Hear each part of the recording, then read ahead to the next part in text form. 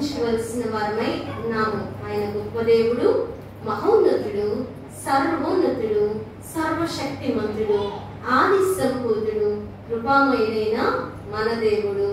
ఆయన మహిమకు అర్హుడు, యోగ్యుడై ఉన్నాడు. కాబట్టి ఆయనను మనం ఎలా ఆరాధించాలి? ఆత్మతోనూ సత్యముతోనూ ఆరాధించాలి. అంతేకాని నిర్లక్ష్యంగా, నిద్రమత్తుతో, అలక్ష్యంగా మనం ఏ మాత్రం అగౌరవంగా ఆయన సన్నిధిలో మనం అసలు కూర్చోకూడదు. వీలైతే మోకరించి ఆయనను ఘనపరిచే రీతిలో ఉండాలి. ఆరోగ్యం బాలేని వారైతే పర్వాలేదు, కానీ యవనస్తులు, విశ్వాసులైన వారు, వృద్ధాప్యంలో ఉన్నవారు, ఆరోగ్యం బాలేని వారు తప్ప మిగతా వారందరూ ఎక్కడున్నా మోకరించి ఆయన స్తుతించే వారిగా ఉండాలి. మా యొక్క హాస్టల్లో ప్రతి చిన్న పిల్లలు 3 సంవత్సరాల నుంచి మొదలుకొని ప్రతి పిల్లలు మోకరించకుండా వారు ప్రార్థించరు, స్తుతించకుండా ఉండరు. చిన్న పిల్లలు చేయు స్తుతుల మీద ఆయన ఒక దుఃఖాన్ని స్థాపించి ఉన్నాడు. నేడు మీరు స్తుతిస్తున్న దాన్ని ఆయన ఏం చేయాలి? ఒక దుఃఖాన్ని స్థాపించాలి. అంటే అంత బలముగా, ఉద్రేకంగా కాదు, ఉజ్జీవంగా. ఎలా? ఉద్రేకంగా కాదు, ఎలా స్తుతించాలి? ఉజ్జీవంగా స్తుతించాలి. నీవు చేయుచున్న స్తుతులని, నువ్వు చేస్తున్న స్తుతులని చూసి సాతాను ఏం చేయాలి? వెనుతిరిగి మారిపోవాలి. అలా ఉండాలి మనం స్తుతించడం అనేది. ఎలా ఉండాలి? బలముగా, ఉజ్జీవంగా మన స్తుతి ఆరాధన అనేది ఉండాలన్నమాట. 57వ కీర్తన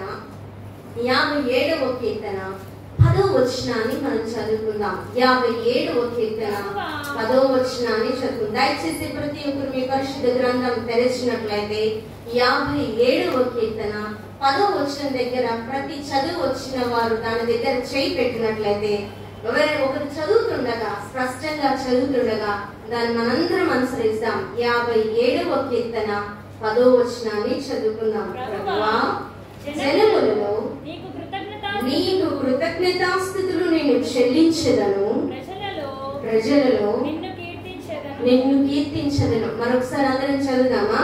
ప్రభువా, జనములలో నీకు కృతజ్ఞతాస్తుతులు నేను చెల్లించెదను, ప్రజలలో నిన్ను కీర్తించెదను. చిన్నపిల్లలే కాదు, కంటక వాక్యాలు నేర్చుకోవాల్సింది. ప్రభు సన్నిధానంలో సహవాసంలో ఉన్న ప్రతి ఒక్కరూ ఆయన వాక్యాన్ని ఎక్కడ ఉంచుకోవాలి? హృదయంలో. ఓన్లీ చిన్న పిల్లలకి, యవనస్తులకని కాదు. నీవు పాపంలో పడకుండా, పాపము చేయకుండా ఏం కాపాడుతుంది? ఆయన వాక్యం.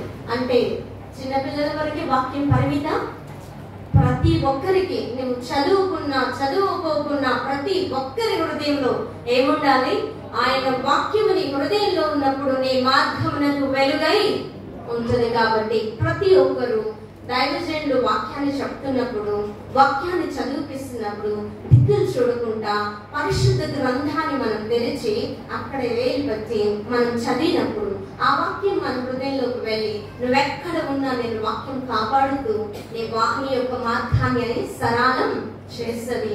నిన్ను పాపం ప్రేరేపించిన పాపము చేయచాలవు. కాబట్టి వాక్యాన్ని ప్రతి ఒక్కరు దృష్టించి చట్టును వాక్యాన్ని గ్రహించి మీ యొక్క హృదయంలో దాన్ని చేర్చుకుని ఇంటికి వెళ్ళిన తర్వాత అన్వయించుకుంటూ వాక్యం ఏం చెప్పిందని తరిగించి నిజం చెప్పారు, అబద్ధం చెప్పారని బైబిల్ గ్రంథాన్ని తెరచి చూసి మీరు అర్థం చేసుకొని దాన్ని అనుసరించినప్పుడే మీకు దీవెన, ఆశీర్వాదకరం.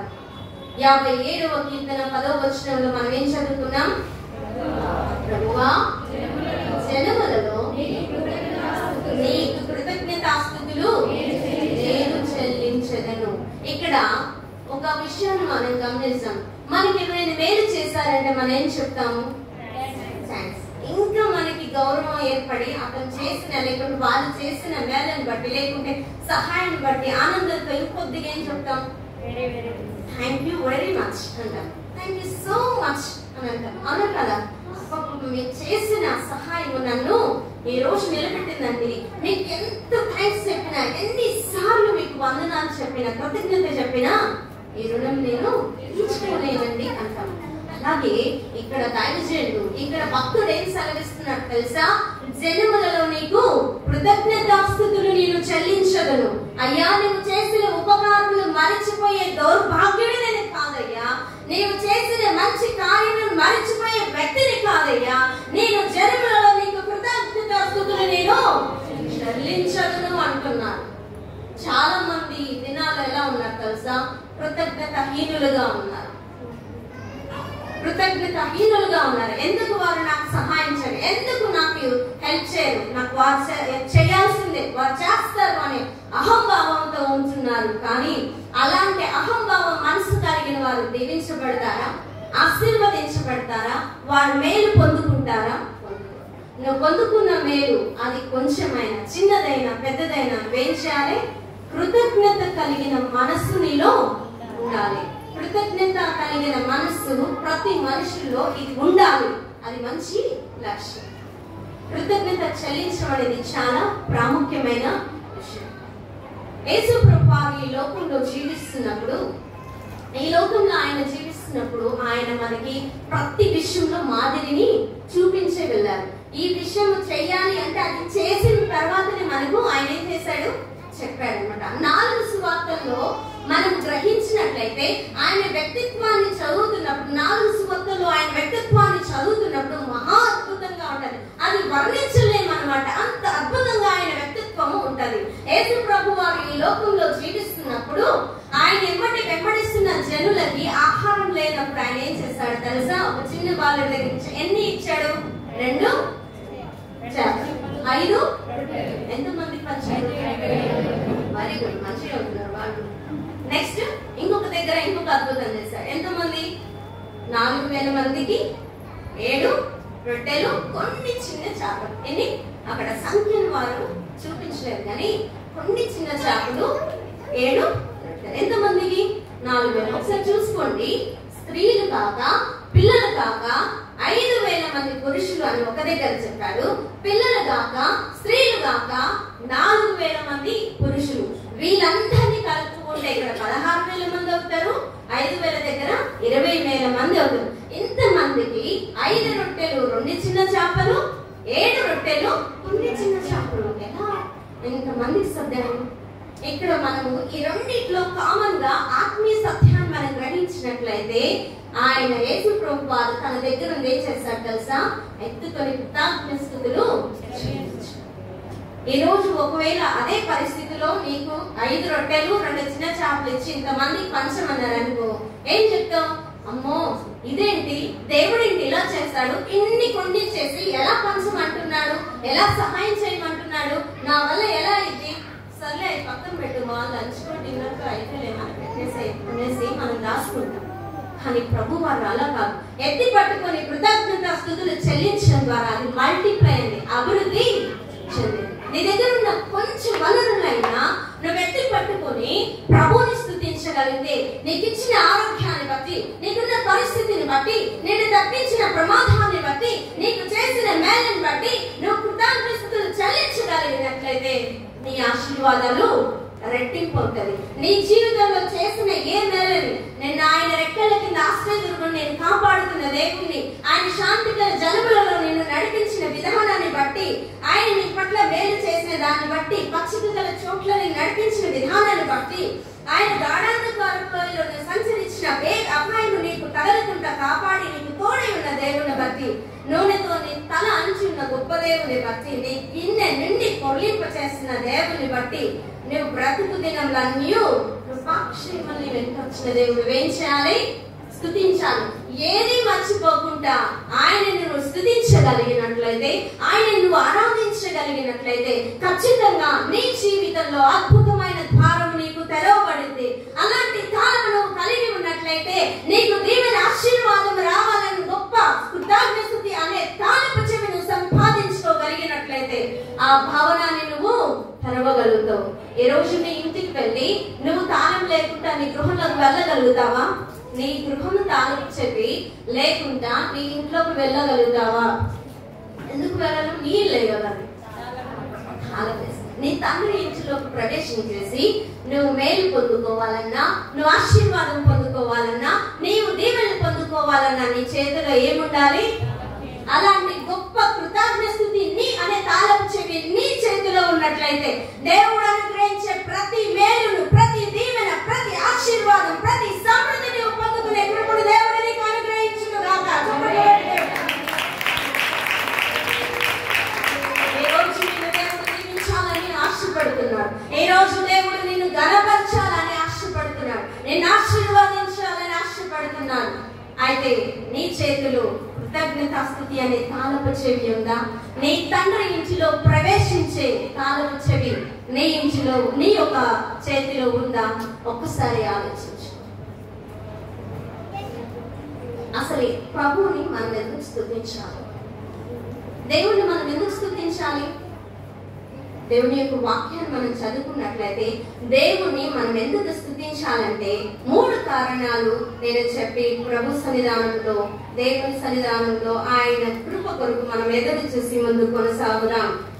మొదటిగా 106వ కీర్తన 47వ వచనాన్ని మనం చదువుకున్నాం. ప్రభువుని మనం ఎందుకు స్తుతించాలి అనే విషయాన్ని, ఆయనకి అందరిని ఎందుకు స్తుతించకూడదు? చాలా మంది ఉన్నారండి, చాలా మంది తెలిసిన వారు ఉన్నారు, మాకు మేలు చేసిన వారు ఉన్నారు, ఈయనలో గొప్పతనం ఏముంది, ఏం గొప్పతనం ఉంది అని ఈయనని స్తుతించాలి అని నువ్వు అడిగినట్లయితే పరిశుద్ధ గ్రంథం నీకు ఒక విషయాన్ని తెలియజేస్తుంది. ఎవరు నిర్లక్ష్యంగా ఉండదు. దేవుని వాక్యాన్ని మనము జాగ్రత్తగా గ్రహిస్తాం. లేదంటే నువ్వు పొందుకోవాల్సిన మేళ్ళని సాతాను ఎత్తుకెళ్ళిపోతాడు.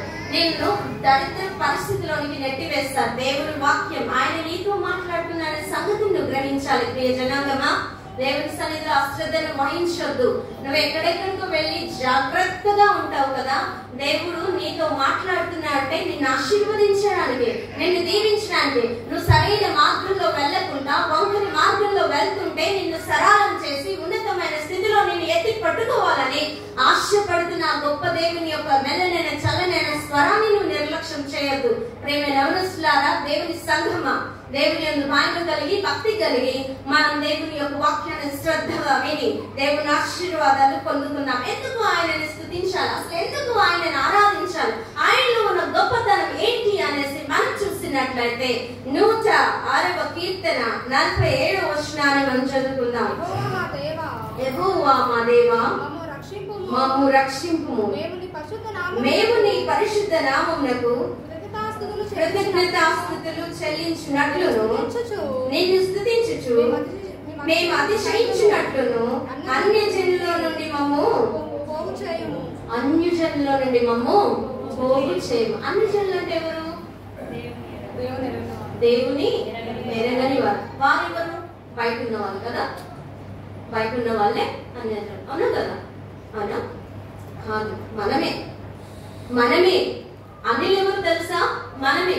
బయట ఉన్న వాళ్ళండి, వాళ్ళ మందిరం రావట్లేక, చర్చి రావట్లేక కాదు, మనమే మొదట అన్యజనులం. దేవుని ప్రేమను ఎరగకుండా, దేవుని యొక్క శక్తిని ఎరగకుండా చీకటిలో మగ్గుతూ పాప బానిసత్వంలో ఉంటున్న మనమే అన్యులము. ఎప్పుడైతే ఆయన ప్రేమను కనుగొని ఆయన గొప్ప దేవుడు పరిశుద్ధులని ఎరిగిన వారమో అప్పుడు మనము ధన్యజీవులమై ఉన్నాము. ఏమై ఉన్నాం? ధన్యజీవులమై ఉన్నాము.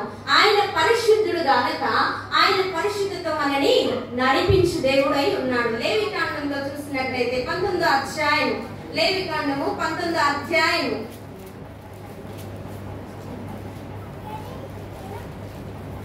లేవికాండము 19వ అధ్యాయం 1-2 వచనాలు చదవండి.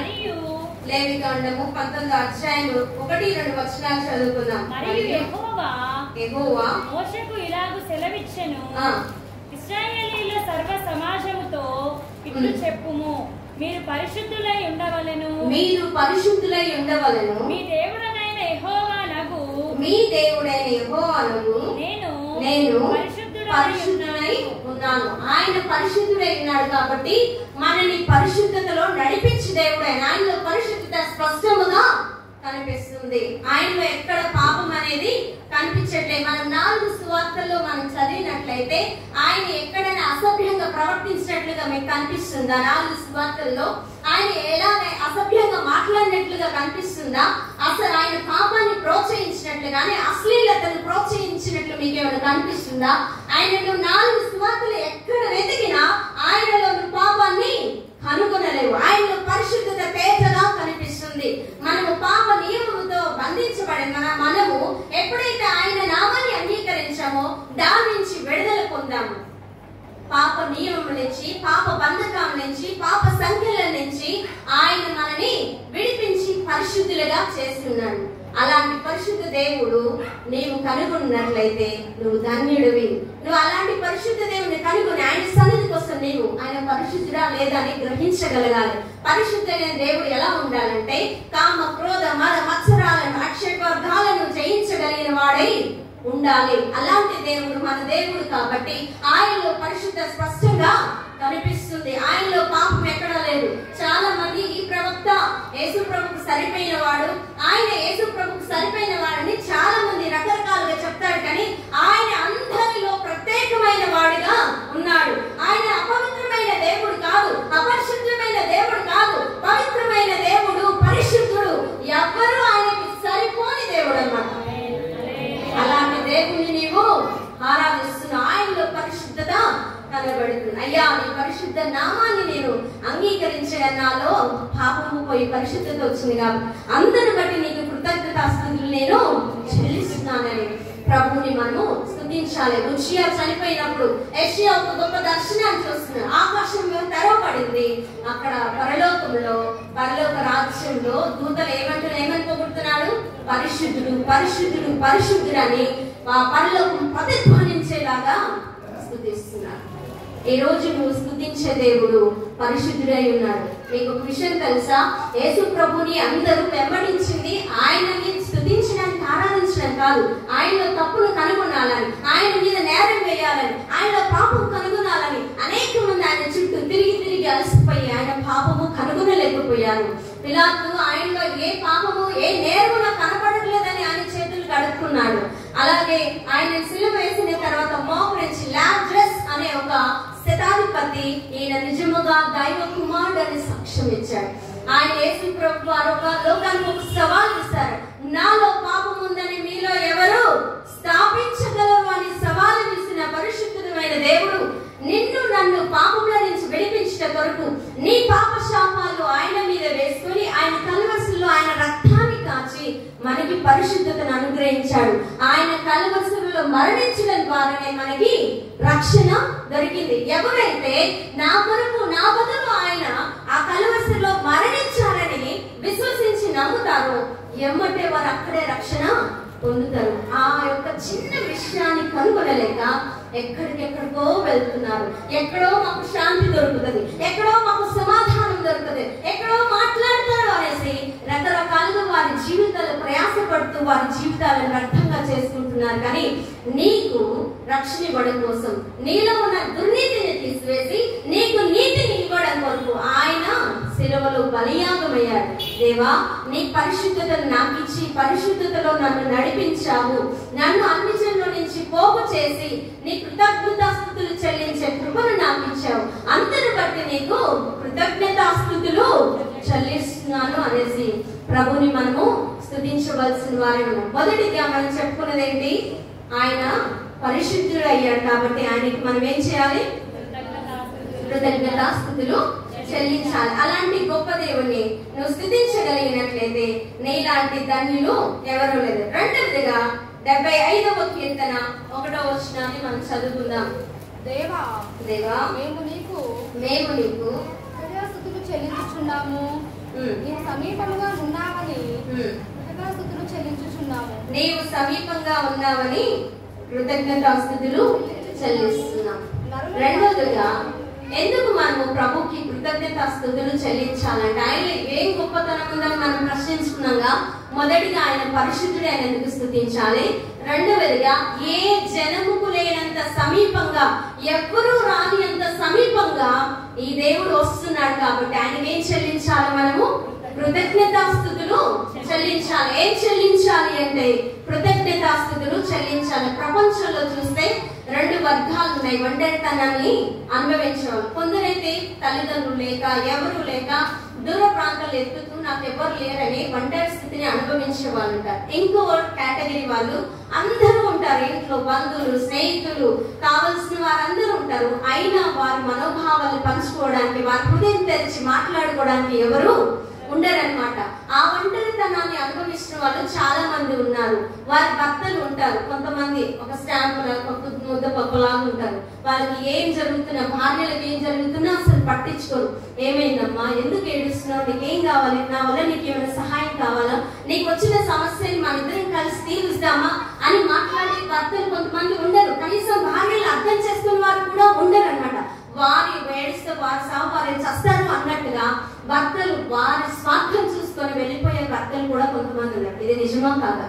చాలా మంది అర్థం చేసుకునే భర్తలు కూడా ఉన్నారు. కొంతమంది భార్యలు భర్త తల పట్టుకొని కూర్చొని తన సమస్యలు ఎవరికి చెప్పుకోలేక ఆ ఒంటరి పరిస్థితుల్లో భార్యలు కూడా భర్తల్ని అర్థం చేసుకునే భార్యలు కూడా ఉన్నారు. తల్లిదండ్రులకున్న వేదన వాళ్ళని పట్టించుకునే బిజీ అన్నమాట. పట్టించుకోలేనంత బిజీగా ఈ దినాల్లో పిల్లలు తయారయ్యారు. మమ్మీ డాడీ పట్టించుకునే పరిస్థితిలో వాళ్ళు లేనప్పుడు వాళ్ళు చాలా కృంగిపోతూ ఇలా ఏడుస్తుంటారు. అమ్మా, వాళ్ళకి ఇవ్వాల్సినన్ని ఇచ్చేసాం కానీ మమ్మల్ని పట్టించుకోవాలని మోరల్ వాల్యూస్ వాళ్ళకి నేర్పించలేదు కాబట్టి ఈ రోజు ఈ పరిస్థితిలో ఉన్నామని చాలా మంది వృద్ధాప్యున్న తల్లిదండ్రులు ఏడుస్తున్నారు, బాధపడుతున్నారు. వాళ్ళ ఒంటరితనాన్ని అనుభవిస్తున్న వారు ఎంతో మంది. ఒకవేళ అలాంటి పరిస్థితి, ఒంటరితనం, నన్ను ఆదరించే వాళ్ళు లేరు, నన్ను ఓదార్చే వాళ్ళు లేరు, నాకు సహాయం చేసే వాళ్ళు లేరు, నన్ను ఒంటరిగా వదిలేశారు అని నువ్వు అలాంటి పరిస్థితుల్లో నువ్వు ఉన్నట్లయితే దేవుని యొక్క గ్రంథం ఒక మాట చెప్తుంది, ఎవరికి లేనంత సమీపంగా నీ దేవుడు నీకు సమీపంగా ఉన్నాడు. ఊపిరి ఎంత దగ్గర అంతకంటే ఎక్కువ దగ్గరగా నీ దేవుడు నీకు తోడుగా ఉన్నాడు. ఒకవేళ దిగులు పడుతున్నావా, నన్ను ఎవరు చారదీయట్లేదనా నువ్వు బాధపడుతున్నావా, ఆదుకునే వాళ్ళు ఎవరు లేరు, నా యొక్క బాధను చెప్పుకుంటే వినే వాళ్ళు ఎవరు లేరు, నాకు చూడడానికి అన్నీ ఉన్నాయి, అందరూ ఉన్నారు నా చుట్టూ, కానీ నన్ను పలకరించే వారు లేరు, నన్ను బాగున్నావా అనేవారు లేరు, నా దగ్గరకు వచ్చి ఓదార్చే వారు ఎవరు లేరు. అమ్మా, నువ్వు ముసలితనంలో ఉన్నావు, నీకు బాధలు ఉన్నాయి, నీ కష్టాలు ఉన్నాయి, ఇంకెందుకు నువ్వు బాధపడతావు, మాతో ఉండని ఆదరించే కుమారులు కుమార్తెలు దినాల్లో లేక ఎంతో మంది ఆయన వృద్ధాపంలో ఆశ్రయంలో ఉంటున్న వారు చాలా మంది ఉన్నారు. ఈరోజు అలాంటి పరిస్థితులు ఒకవేళ బాధపడుతున్నావా తల్లి, ఒకవేళ అలాంటి పరిస్థితులు దిగజారిపోయి కృంగిపోతున్నావు నాన్న, భయపడదు, బాధపడదు.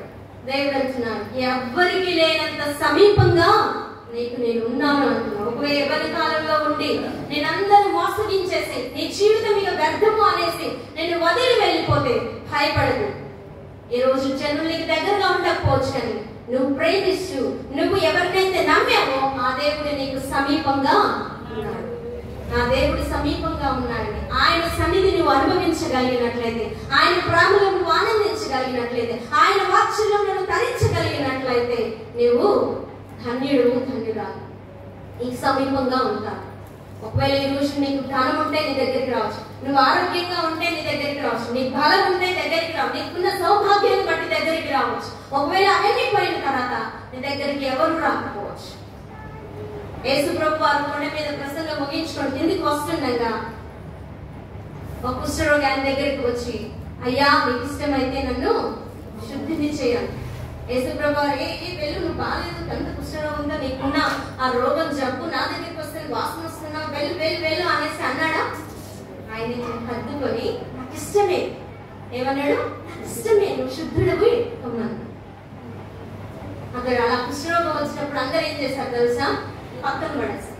మీకు విషయం తెలుసా, చాలా మంది అనుకోకుండా వాళ్ళకి ఏదైనా పెరాలసిస్ కానీ యాక్సిడెంట్స్ కానీ వాళ్ళకి జరగకూడదు జరిగి వాళ్ళు మంచాలే ఉన్నప్పుడు, ఈవెన్ కట్టుకున్న భార్య అయినా సరే, కన్న తల్లిదండ్రులు, ఈవెన్ పిల్లలైనా సరే, వాళ్ళు అనుకోకుండా వాళ్ళ యొక్క వంటు అనేది మంచంలో పోసినప్పుడు, మంచంలో కూర్చున్నప్పుడు అసహించుకుంటారు, చీదరించుకుంటారు. కానీ యేసు ప్రభు వారు వాసన వస్తున్నా కానీ, అతను గలీజ్గా ఉన్నా కానీ అతని త్రోసివేయలేదు, కానీ అతని ప్రేమ అభిమానాలకు హద్దుకొని నాకు ఇష్టమే, నువ్వు శుద్ధుడవి. ఆయన సమీపంగా ఉండే దేవుడు ఆయన. ఎప్పుడైతే ఆయన కుష్ఠరోగిని స్వస్థపరిచాడో కూతుర్లు వచ్చాడు, భార్య వచ్చింది, బంధువులన్నా చెప్పి నువ్వు బాగుపడ్డావు, మంచిగా ఉన్నావు, ఆరోగ్యంగా ఉన్నావు, అందంగా ఉన్నావు, నువ్వు మాకు కావాలి అన్నారు. ఏమీ లేనప్పుడు అతని ఊరు అవతలేశారు. బాగుపడ్డ తర్వాత ఒకవేళ ఈ రోజు నీ దౌర్భాగ్యతను బట్టి నువ్వు బాధపడుతున్నావా, నీకున్న పేదరికాన్ని బట్టి నువ్వు బాధపడుతున్నావా, నా బంధువులు రావట్లే, నా స్నేహితులు రావట్లే, నన్ను ఆదరించే వారు రావట్లే, నా దగ్గర ఆస్తి ఉన్నప్పుడు చాలా మందికి పెట్టాను, వాళ్ళందరూ అప్పుడు నా దగ్గరకు వచ్చారు, ఇప్పుడు నా దగ్గరికి ఎవరు రావట్లేదు అనేసి నువ్వు బాధపడుతున్నావా? బాధపడదు. ఎందుకు బాధపడుతున్నావు? నీకు సమీపంగా ఉన్న దేవుని నువ్వు గట్టిగా పట్టుకున్నట్లయితే నువ్వు భయంకరమైన పరిస్థితుల్లో, ఇరుకులో, ఇబ్బందుల్లో, కష్టాల్లో, వేదనలో, శోధనలో ఉన్నా ఆయన నిన్ను ప్రతి పరిస్థితిని పైకి లేవనెత్తగల దేవుని నువ్వు ఆశ్రయించున్నావు. ఆయన బలంగా పట్టుకున్నట్లయితే నిన్ను తప్పకుండా పైకి లేవనెత్తే దేవుడు. చెప్పండి బట్టి దేవుడు అలాంటి గొప్ప దేవుడు, సమీపంగా దేవుడు నువ్వు గట్టిగా పట్టుకున్నట్లయితే ఈ రోజు నన్ను నిలబెట్టిన దేవుడు నిన్ను కూడా నిలబెడతాడు. ఒంటరి పరిస్థితిలో రోడ్డు మీదగా ఉన్న, అనాథగా ఉన్న నన్ను దేవుడు లేవనెత్తి ఎవరు ఆదరించినప్పుడు, ఎవరు ప్రేమించినప్పుడు, నన్ను చేసుకున్న తర్వాత ఎంతో మంది మొహం మీదే నిందించి అవమానించారు. మా అనుకున్న బంధువులే నన్ను ఆచోనించినట్టు విలువలేదని కిందికి తోసేసిన వారు ఉన్నారు. నా దగ్గరకు వస్తే పెట్టబడుతుందని మా బంధువులే మమ్మల్ని దాటిపోయి చులకనగా చూసిన రోజులు ఎన్నో ఉన్నాయి. అవమానించిన రోజులు ఎన్నో ఉన్నాయి. అవహేళనగా చేసిన రోజులు. ఏ రోజు మనుషుల మీద ఆధారపడలేదు. ఏ రోజు నాకు వీళ్ళు రావాలని నేను అనుకోలేదు. ఏ రోజు వీళ్ళు నన్ను ఆశ్రయించాలని నేను అనుకోలేదు. ఏమీ లేని పరిస్థితుల్లో నేను మనుషుల మీద నేను ఆధారపడలేదు. కానీ దేవుడు నాకు సమీపంగా ఉన్న దేవుడిని నేను పట్టుకున్నాను కాబట్టి ఈ రోజు వేల మందికి ఆహారం పెట్టే తల్లిగా దేవుడు నన్ను చేశాడు. వేల మందికి సహాయం చేసే బిడ్డగా నన్ను ఉంచాడు. అందరూ అవమానించినప్పటికి కూడా నన్ను ఆయన ఏం చేశాడు తెలుసా? అందరూ అవమానించిన వారికి నేను సహాయం చేసేట్లుగా దేవుడు నన్ను చేశాడు. ఈ రోజు అలాంటి సమీపంగా ఉన్న దేవుడు నేను పట్టుకుంటావా? నువ్వు పట్టుకుంటే ఆయన తప్పకుండా నేను లేవనెత్తుతాడు. శద్రకు, మేషకు, అబేద్నెగోలను కూడా నెబుకద్నెజరు అగ్నిగుండంలో పడవేయమన్నప్పుడు ఎవరిని వారు ఆశ్రయించలేదు, దిగులు పడలేదు. కానీ నేను సేవించుతున్నాను, మేము సేవించుతున్న దేవుడు మమ్మల్ని రక్షిస్తాడనే నమ్మకంతో వారు ఉన్నారు. వారి అగ్నిగుండంలో పడవేసినప్పుడు 4వ వ్యక్తిగా ప్రభు వారితో ఉండే వారిని రక్షించారు. వారి వెంట్రుకలు కూడా ఇలాంటి గొప్ప భద్రత ఇస్తున్న దేవుని ఎందుకు నువ్వు వదిలివేసి నన్ను బంధువులు ఆదరించాలి, స్నేహితులు ఆదరించాలి, వారు ఓదార్చాలి, వారు సహాయం చేయాలని ఎందుకు ఎక్కడికెక్కడ నువ్వు పరిగెత్తుతుంటూ నీ జీవితాన్ని అనవసరంగా నీకు నువ్వే పాడు చేసుకుంటున్నావు? నీకు సమీపంగా ఉన్న దేవా, నాకు సమీపంగా ఉన్నావు. నీ ప్రేమలో నేను వెక్కటంగా ఆనందిస్తున్నాను, నీ వాత్సల్యంలో నేను తరిస్తున్నాను, అందుకు బట్టి నీకు కృతజ్ఞతలు చెల్లిస్తున్నానని ఆ దేవుడిని నువ్వు గట్టిగా పట్టుకోగలిగినట్లయితే నువ్వు ఏ ప్రమాదంలో ఉన్నా, నువ్వు ఎంత మరణ ఛాయకు వెళ్తున్నా వాటి నుంచి లేవనెత్తగల సమర్థుడు సమీపంగా ఉన్న దేవుడు నీతో ఉన్నాడు. హల్లెలూయా! అలాంటి దేవుని ఆశ్రయిస్తావా? భయంకరమైన ప్రమాదం నుంచి నన్ను దేవుడు తప్పించాడు. యాక్సిడెంట్ లో నా ఫ్యామిలీగా, నేను, నా కుమార్తె, నా గర్భంలో ఉన్న బిడ్డ, మేము యాక్సిడెంట్ లో చచ్చిపోవాల్సిన మమ్మల్ని దేవుడు సంరక్షించాడు. నేను మా హాస్టల్ పిల్లలు ఈ మిర్యాలగూడ ప్రాంతం నుంచి వెళ్తుండగా సత్తెనపల్లిలో భయంకరమైన లోయలో పడి చావాల్సిన మమ్మల్ని బస్సు వచ్చి దేవుడు బస్సును రప్పించి మమ్మల్ని కాపాడాడు. ఒక్కరికి కూడా అంత భయంకరమైన యాక్సిడెంట్ అయినా ఒక్కరికి కూడా చిన్న దెబ్బ తగలకుండా కాపాడాడు. నువ్వు అలా సమీపంగా ఉన్న దేవుడిని గట్టిగా పట్టుకుంటావా? బాధపడకు. ఈ రోజు నీకు ఆరోగ్యం బాగాలేదని ఎవరు రాకపోవచ్చు. ఒకవేళ భయంకరమైన ఏదైనా ఇబ్బందిలో ఉండి, ప్రమాదంలో ఉండి, యాక్సిడెంట్ లో పడిపోయినా నేను ఒకప్పుడు నువ్వు బాగున్నప్పుడు నేను దగ్గరికి వచ్చి అందరూ ఆదరించి ఫ్రెండ్స్ గా ఉండి, స్నేహితులుగా ఉండి, బంధువులుగా ఉండి నేను ప్రతి ఒక్కరు పొగిడిన వాళ్ళు ఉండొచ్చు. కానీ ఈ రోజు నీకు బాగా లేకుంటే ఎవరు రాకున్నట్లయితే వారిని పట్టి నువ్వు చింతించకు, బాధపడకు, భయపడకు. ఒకటే ఒకటి గుర్తించుకో, నాకు సమీపంగా ఉన్న దేవుడు నేను గట్టిగా పట్టుకుంటాను. నాకు భద్రత ఇచ్చే దేవుడిని నేను గట్టిగా ఈ రోజు నువ్వు సమీపంగా ఉన్న దేవుడిని పట్టుకున్నట్లయితే ఆయన నిన్ను ప్రతి పరిస్థితిని లేవనెత్తి ఎక్కడ అవమానం పొందావో అక్కడ మంచి పేరును, ఖ్యాతిని దేవుడు నీకు అనుగ్రహిస్తాడు. అలాంటి గొప్ప దేవుడిని నువ్వు ఈ రోజు ఆశ్రయిస్తావా? గట్టిగా పట్టుకున్నాయి. దేవా, నాకు సమీపంగా ఉన్నావు కాబట్టి అందరిని బట్టి నీకు కృతజ్ఞతాస్తుతులు నేను చెల్లిస్తున్నాను అనేసి దైవ భక్తుడు ఇక్కడ మనకి తేటగా తెలియజేస్తున్న. మూడవదిగా 118వ కీర్తన, 21వ వచనాన్ని చదువుకుందాం. 118వ కీర్తన 21వ వచనం. నీవు నాకు రక్షణాధారుడవై, నీవు నాకు రక్షణ ఆధారుడవై నాకు ఉత్తరమిచ్చి ఉన్నావు. నేను నీకు కృతజ్ఞతాస్తుతులు చెల్లించేదను. నేను నీకు కృతజ్ఞతాస్తుతులు చదువుకుందాం. 5వ వచనాన్ని. నీవు నాకు రక్షణ ఆధారుడవై నాకు ఉత్తరం ఇచ్చిను. అందరూ చెప్తామా? నీవు నాకు రక్షణ ఆధారుడవై నాకు ఉత్తరం ఇచ్చినావు, నేను నీకు కృతజ్ఞతాస్తుతులు చెల్లిస్తున్నాను. ప్రతి ఒక్కరు నీ మాట పలకడం మనం ఎంతో ధన్యులు ఉన్నాము. అలాంటి గొప్ప దేవుని ఆశ ఎలా ఇస్తాడట? ఆయన రక్షణ ఆధారుడై నీకున్న పరిస్థితిని బట్టి, నీకున్న కష్టాన్ని బట్టి, నీకున్న ఇరుకుని బట్టి, నీకున్న ఇబ్బందిని బట్టి, నీకున్న శ్రమను బట్టి ఆయన సన్నిధికి వెళ్ళి ఆయన మీద నమ్మిక ఉంచి ఆయన సన్నిధానంలో నువ్వు నీ హృదయాన్ని కుమ్మరించినప్పుడు ఆయన మనవి వినకుండా ఉండే దేవుడు కాదు, ఆయన చెవులుండి కూడా ఆలకించకుండా ఉండే దేవుడు కాదు. ఆయన నీ యొక్క మనవిని వింటాడంట. వినేం చేస్తాడంట? ఉత్తరము ఇస్తాడు. నువ్వేం ప్రార్థన చేస్తావు కనీసం నీకు గుర్తుందా? దేవుడు నేను అడిగావు నీకు గుర్తుందా? నువ్వు ఎలా ఉండాలో అని అడిగావు అదైనా గుర్తుందా? నువ్వు అడిగే దానికి దేవుడు జవాబు ఇచ్చిన దానికి ఏ రోజైనా సాక్ష్యం చెప్తావా? సహోదరి సహోదరుడా, నేను ఇలా ఉండాలి, దేవా నా పరిస్థితి ఇలా ఉండాలి, నాకు ఇది కావాలి. మీరు నమ్మండి నమ్మకండి, నేను ఏదైతే అడిగానో అది దేవుడు ప్రతిదీ ఇస్తూనే వస్తున్నాడు. ప్రతి విషయంలో దేవుడు సహాయం. నేను అడుగుతాను, యేసయ్యా నాతో మాట్లాడు, నాకు ఇది కావాలి, నాకు ఇది సహాయం చేయండి అని ప్రతిదీ. నేను నాకు అనుగ్రహించిన ప్రతిదీ ఏదో ధనముండి సంపాదించుకున్నది కాదు.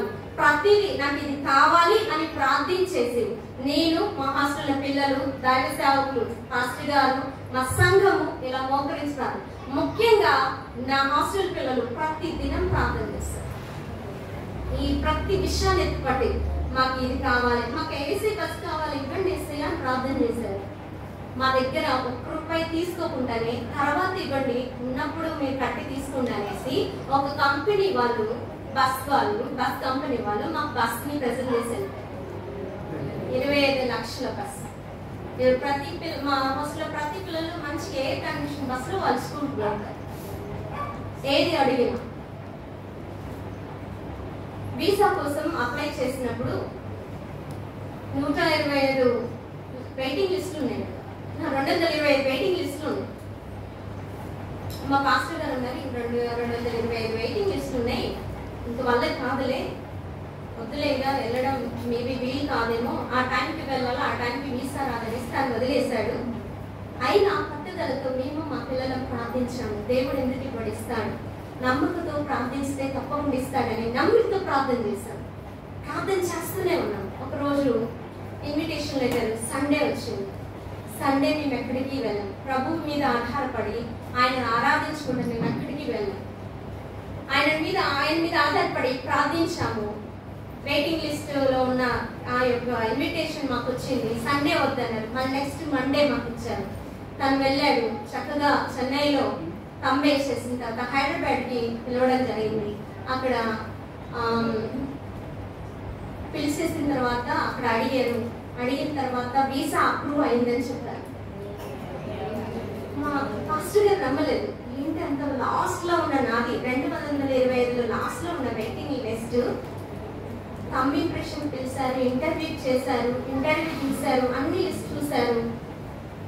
నీకు వీసా అప్రూవ్ అయిందని చెప్పారు. ఇది నిజమేనా అనేసి తన ఇంటికి వచ్చిన తర్వాత కూడా నమ్మలేకపోయాడు.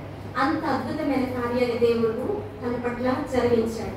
ఈ రోజు నువ్వు ప్రార్థన చేస్తే నాకు ఇది కావాలి, ఒకవేళ ఎవరొస్తారు ప్రభా నేను చదువులు చేయించలేకపోతున్నాను, నా పరిస్థితి, మా తల్లిదండ్రుల పరిస్థితి నాకు చదివించే పరిస్థితి కాదు, నాకు నీ సహాయం కావాలయ్యా, నేను బాగా చదువుకోవాలి, సీట్ని సంపాదించుకోవాలి, ఆ జ్ఞానాన్ని ఇవ్వండి అన్నాను. నా భర్త కష్టపడలేకపోతుంది, తనకి మంచి ఉద్యోగాన్ని ఇవ్వండి. ప్రతి భార్య ప్రార్థన చేయాలి. భార్య భర్తలు ఇరువురు కలిసి కూర్చొని కుటుంబ ప్రార్థనగా కూర్చొని ప్రభా మా కుటుంబ పరిస్థితులు ఇవి, మీ సహాయం మాకు కావాలని నువ్వు ప్రార్థించగలిగినట్లయితే, ఆయన సన్నిధిలో నువ్వు హృదయాన్ని కుమ్మరించగలిగినట్లయితే 225 లిస్ట్ లో వెయిటింగ్ లిస్ట్ లో ఉన్నప్పుడు ప్రార్థించినప్పుడు దేవుడు మా ప్రార్థన ఆలకించి అంగీకరించి వీసాని అప్రూవ్ చేసిన దేవుడు నీ ప్రార్థన ఆలకించడా? ఆలకిస్తాడు. అలా ఆలకించే దేవుడే నీ దేవుడై ఉన్నాడు. ఆయన రక్షణ ఆధారమై ఉండి నీకు ఉత్తరం ఇస్తాడు. నువ్వు నమ్మగలిగినట్లయితే, నమ్మి ఆయన సన్నిధిలో నీ హృదయాన్ని కుమ్మరించగలిగినట్లయితే దేవుడు అద్భుతమైన కార్యాలు ప్రతి విషయంలో ప్రార్థించాను. ప్రతి విషయంలో దేవుడు జయాన్ని ఇస్తూ వచ్చాడు. ఇచ్చిన జయాన్ని మర్చిపోకుండా ఆయన చేసిన ప్రతి మేలు. నేను 5 సంవత్సరాలకు ప్రార్థించినప్పుడు కూడా దేవుడు అద్భుతంగా కార్యం చాలా సంవత్సరాలు ఏ ప్రార్థనమైన దేవుడు కార్యం చేస్తూనే వచ్చాడు. ఆయన పేరు పెట్టి పిలిచాడు, ప్రతి విషయంలో లేవనెత్తుతూనే వస్తున్నాడు. ఆయన మొరని అంగీకరించి నాకు ఉత్తరం ఇచ్చిన దేవుడు.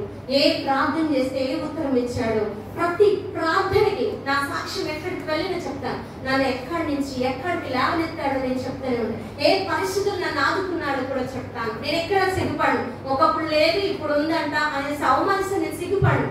ఒకప్పుడు లేదు, తినడానికి కూడా లేదు నాకు.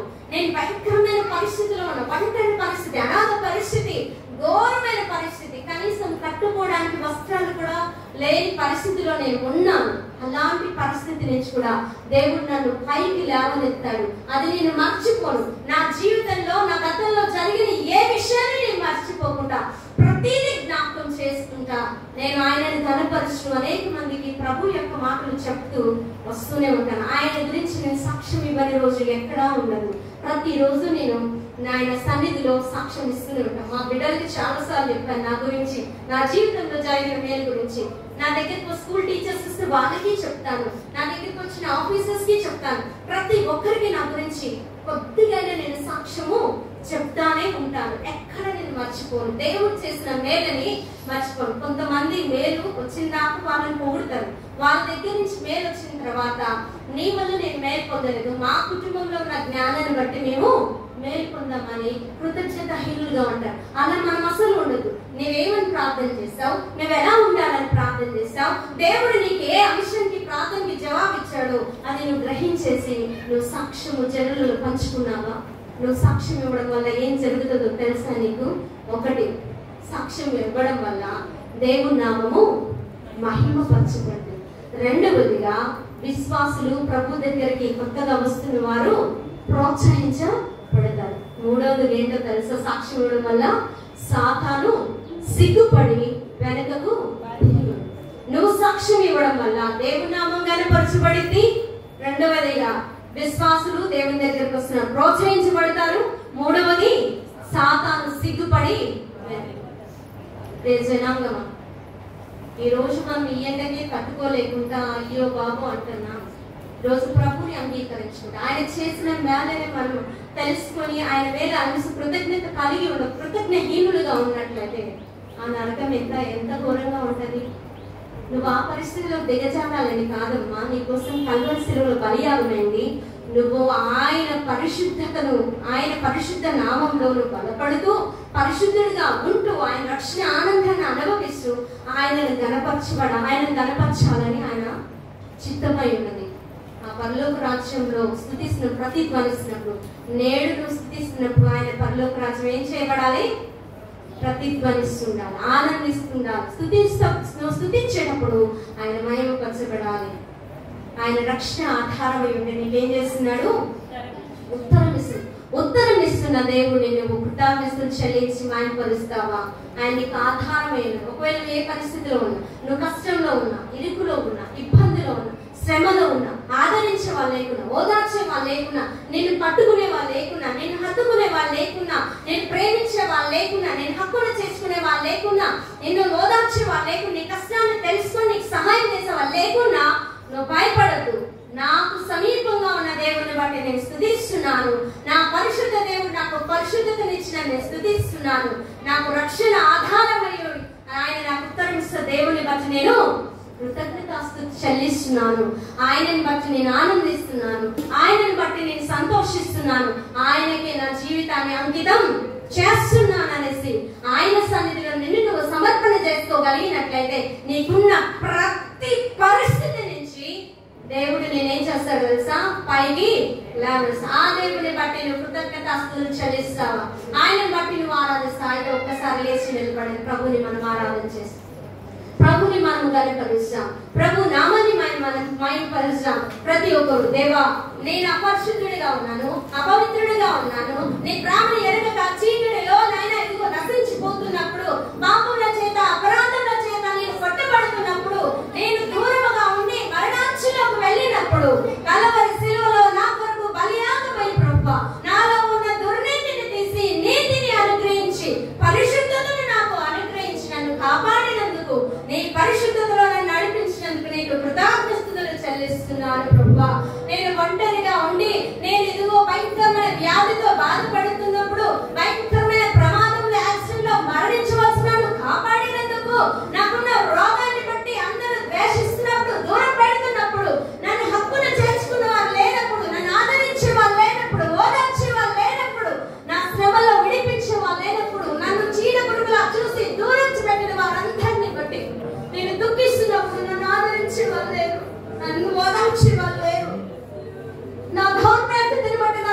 వచ్చే వాళ్ళు, నన్ను ప్రేమించే వాళ్ళు లేరని నేను దిగులు పడుతున్నప్పుడు నన్ను ఆదరించి నాకు సమీపంగా, ఏ జనముకు సమీపంగా లేనంత నాకు సమీపంగా ఉన్నావయ్యా. అందరి బట్టి నీకు వందనాలు తెలియజేస్తున్నప్పుడు అయ్యా, ఇదిగో నేను భయంకరమైన పరిస్థితులను అవహేళన చేస్తున్నప్పుడు, ఎక్కడ అవమానం పొందాను అక్కడ మంచి పేరును ఖ్యాతిని నాకు అనుగ్రహించిన లేవనెత్తి భద్రత ఇచ్చినది నీకు వందనాలు తెలియజేస్తున్నాను. నేను మొదలుపెట్టినప్పుడు ఎవరు వెళ్ళడానికి ఇష్టపడలేదు, నువ్వు విన్నావయ్యా, నాకు ఉత్తరం ఇచ్చు. అందరి బట్టి వందనాలు అనేసి ప్రభుని మనం స్తుతిస్తాం. ఎవరు మౌనంగా ఉండొద్దు, ప్రతి ఒక్కరం ప్రభుని స్తుతిస్తాం. ఎవరు మౌనంగా ఉండొద్దు, ప్రతి ఒక్కరు మౌనంగా ఉండకుండా ప్రతి ఒక్కరు ప్రభుని స్తుతిస్తాం. హల్లెలూయా, హల్లెలూయా, స్తోత్రం, స్తోత్రం, స్తోత్రం, స్తోత్రం, స్తోత్రం, స్తోత్రం. హల్లెలూయా, హల్లెలూయా, హల్లెలూయా, హల్లెలూయా, హల్లెలూయా. ఆయన లాంటి పరిశుద్ధుడు ఆయన దేవుడు ఎవరు లేరు. ఆయనకు సమీపంగా ఉన్న వారు ఎవరు, ఆయన పోలిన వారు ఎవరు లేరు. మనం ప్రభుని స్తుతిస్తాం.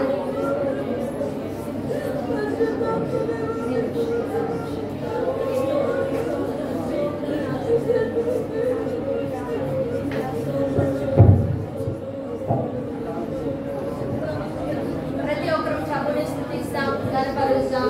ప్రతి ఒక్కరు దేవుని నామాన్ని మహిమపరుస్తాం.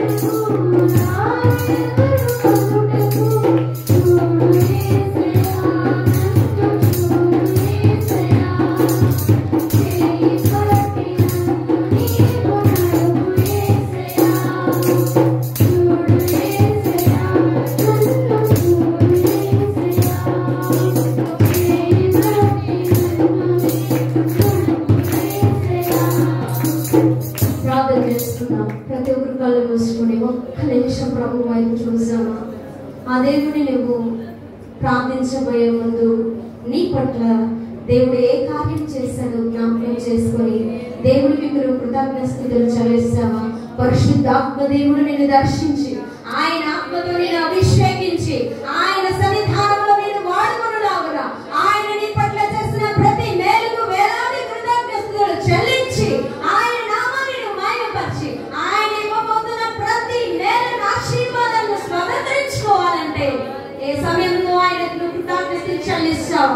దేవా, నన్ను కాపాడావు, నీకు వందనాలు. నన్ను సంరక్షించావు, నీకు వందనాలు. నన్ను ఆదరించావు, నీకు స్తోత్రాలు. నాకు సమీపంగా ఉన్నావు, నీకు వందనాలు. నా యొక్క ప్రార్థనకు జవాబించావు, నీకు స్తోత్రాలు. ప్రతి ప్రమాదం నుంచి తప్పించావు, ప్రతి యాక్సిడెంట్ తప్పించావు, ప్రతి బలహీనత నుంచి నన్ను విడిపించావు, భయంకరమైన రోగాల నుంచి నన్ను కాపాడావు. నన్ను ఈ క్షణం వరకు సజీవంగా ఉంచావు, నీకు వందనాలయ్యా. అయ్యా, నువ్వు చేసిన ప్రతి మేలుకే నీకు స్తోత్రాలయ్యా. నీకు వేలాది కృతజ్ఞతలు. ఆయన వైపు తిరిగి ఆయన హృదయాన్ని ఆయన వైపు చూస్తూ ప్రభువానికి స్తోత్రం. హల్లెలూయా, హల్లెలూయా, హల్లెలూయా, హల్లెలూయా, హల్లెలూయా, హల్లెలూయా. దేవానికి వందనాలు, వందనాలు, వందనాలు, వందనాలు. యేసయ్యానికి స్తోత్రం, స్తోత్రం, స్తోత్రం, స్తోత్రం, స్తోత్రం, స్తోత్రం, స్తోత్రం, స్తోత్రం, స్తోత్రం, స్తోత్రం, స్తోత్రం. పరిశుద్ధానికి స్తోత్రం. హల్లెలూయా, హల్లెలూయా, హల్లెలూయా, హల్లెలూయా. దేవానికి వందనాలు, వందనాలు, వందనాలు, వందనాలు. యేసయ్యానికి స్తోత్రం, స్తోత్రం అని దేవానికి వందనాలు, వందనాలు తెలియజేస్తున్నామని ప్రభుని మనం స్తుతిస్తాం. మహోన్నతుడా, జాలిగల దేవా, జీవమున్న జీవాధిపతి, సర్వోన్నతుడైన దేవా, నీకు వందనాలు తెలియజేస్తున్నాం. మాకు తోడుగా ఉండి మాకు నీ పరిశుద్ధ నామాన్ని అనుగ్రహించి నడిపించి ప్రభా సమీపంగా ఉంది తండ్రి. నాయనా, ఇదిగో మా ప్రార్థనలు అంగీకరించి ఉత్తరం ఇచ్చిన గొప్ప దేవానికి స్తోత్రాలు చెల్లిస్తున్నాం. అయ్యా, నీ ప్రజలు మీరు తృప్తిపరిచారని వారిని బలపరిచారని నేను నమ్ముతున్నానయ్యా. నీ మెల్లనైన చల్లనైన స్వరంతో ప్రతి బిడ్డని మాట్లాడి వారి హృదయాలు వెలిగించినందుకు నీకు స్తోత్రాలయ్యా. వారిని మీరు బలపరిచినందుకు నీకు వందనాలు తెలియజేస్తున్నాను. నీ కృపని వారిని చూపిస్తున్నందుకు నీకు వందనాలు. ఇదిగో బలహీనలను మీరు బలపరచండి, రోగస్తులను మీరు స్వస్థపరచండి, ఇరుకులో ఇబ్బందులు శ్రమలు కష్టాలు ఉన్న వారిని మీరు జ్ఞాపకం చేసుకుని ఆదరించి ఓదార్చి వారి పరిస్థితిని నుంచి లేవనెత్తి వారికి నాయన ఇదిగో మీ ఆశీర్వాదం నిండుగా మెండుగా కుమ్మరించవలసిందిగా ప్రార్థిస్తున్నాం. ప్రతి ఎవరిలో చదువులు మీరు తోడుకుండండి, వారి ఉద్యోగాలు మీరు తోడుకుండండి, వ్యవసాయం చేస్తున్న వారి వ్యవసాయంలో మీరు తోడుగా ఉండండి, వ్యాపారం చేస్తున్న వారికి మీరు తోడుగా ఉండండి. అయ్యా, ఎవరైతే నాయన వ్యాధుల్లో కృంగిపోతున్నారో ఆదరించే వారు లేరని ప్రభా, బంధువులు స్నేహితులు ఇంటి వారు రావట్లేదని కృంగిపోయిన ప్రతి వారిని మీరు లేవనెత్తమని ప్రార్థిస్తున్నాం. ప్రతి వారిని మీ సహాయం మెండుగా కుమ్మరించమని ప్రార్థిస్తున్నాం. మీ యొక్క ఆత్మ అభిషేకాన్ని ప్రతి బిడ్డ మీద నింపమని ప్రార్థిస్తున్నాం. ఆత్మ అభిషేకంతో ప్రతి హృదయాన్ని దర్శించమని ప్రార్థిస్తున్నాం. నీ మేలుతో ప్రతి హృదయాన్ని సందర్శించమని ప్రార్థిస్తున్నాం. ప్రతి వారికి నీ కృప దీవెన ఆశీర్వాదం మెండుగా కుమ్మరించు. గర్భిణీలను జ్ఞాపకం చేసుకోండి నాయన. ఇదిగో అయ్యా, డెలివరీ అయిన బిడ్డలు మీరు జ్ఞాపకం చేసుకోండి. బాలింతలకు మంచి క్షేమాన్ని దయచేయండి. స్కూల్కి వెళ్తున్న బిడ్డలు నీ కాపుదల దయచేయండి. అయ్యా, నీ దైవ సన్నిధిని అనుభవించి వారు నీ ప్రేమలో ఆనందిస్తూ వాక్యంలో ధరించి ఆత్మీయ జీవితంలో ప్రతి హృదయం ఎదుగులాగా సహాయం చేయండి. ఎవరైతే రక్షించబడలేదో ప్రభా, వారి హృదయాలు తెరిచి రక్షించబడే సహాయం చేయండి. ఎవరైతే భారభరితమైన హృదయంతో నేడు నీ సన్నిధానానికి వచ్చారు, వారి హృదయాలంతా భారం నింపి వారికి శాంతిని, సమాధానాన్ని, క్షేమాన్ని, వర్ధిల్లతను దయచేయమని ఇక్కడ చేరిన చిన్న పిల్లలు మొదలుకొని వృద్ధాప్యంలో ప్రతి బిడ్డని పేరు పేరు జ్ఞాపకం చేసుకొని వారికి మీ సహాయం కృపను దయచేయమని, దేవుని ఆశీర్వాదంతో ప్రతి కుటుంబాన్ని నింపమని ఇక్కడ పరిచర్య చేస్తున్న సాధకుల్ని కూడా మీ హస్తాలకు అప్పచెప్పుకుంటూ వారి కుటుంబాన్ని దీవిస్తూ ఈ సంఘము నానాటికి వర్ధిల్లుతూ సంఘ సరిహద్దులు విశాలపరచబడును గాక, సంఘ సరిహద్దులు విశాలపరచబడును గాక. మేమందరం ఇంకా అద్భుతంగా తీర్చి కట్టబడును గాక, నీ సహాయం అనుగ్రహించబడును గాక. ఇక్కడున్న ప్రతి ఒక్క బిడ్డను దీవించబడును గాక. వారు చేస్తున్న ప్రతి పనిలో దేవా నీ అద్భుతమైన కృపను కుమ్మరించమని, నీ ఆశీర్వాదంతో ప్రతి బిడ్డని నింపమని, ఎక్కడున్న ప్రతి బిడ్డని మీ హస్తాలకు అప్పచెప్పుకుంటూ చిన్న బిడ్డల మీ హస్తాలకు అప్పచెప్పుకుంటూ ఈ రోజు చేసిన స్థితుల మీద మీరు ఒక ఆశీర్వాదం మాకు మెండుగా నీ దీవెని కుమ్మరించమని మా అందరినీ మీ హస్తాలకు అప్పచెప్పుతూ అయ్యా, విన్న వాక్యాన్ని ఎవరు విడిచిపెట్టకుండా వారి హృదయంలోనైనా ఇదిగో ఫలించి వారిని ధ్యానించి నువ్వు మీద దొరికినట్లుగా వారి సన్నిధిని ధ్యానించి కృప అనుగ్రహించమని, నీ దీవెన ఆశీర్వాదములు నింపమని, మీరు ఈ రోజు మాకు ఇచ్చిన వాగ్దానాల బట్టి మీకు వేలాది కృతజ్ఞత స్తుతి స్తోత్రాలు చెల్లించుకుంటూ హస్తాలకు అప్పచెప్పుకుంటూ మీ పరిశుద్ధాత్మచేత అందరిని అభిషేకించండి. వందనాలు తెలియజేస్తూ యేసుక్రీస్తు నామములో ప్రార్థిస్తున్నాం తండ్రి. ఆమేన్.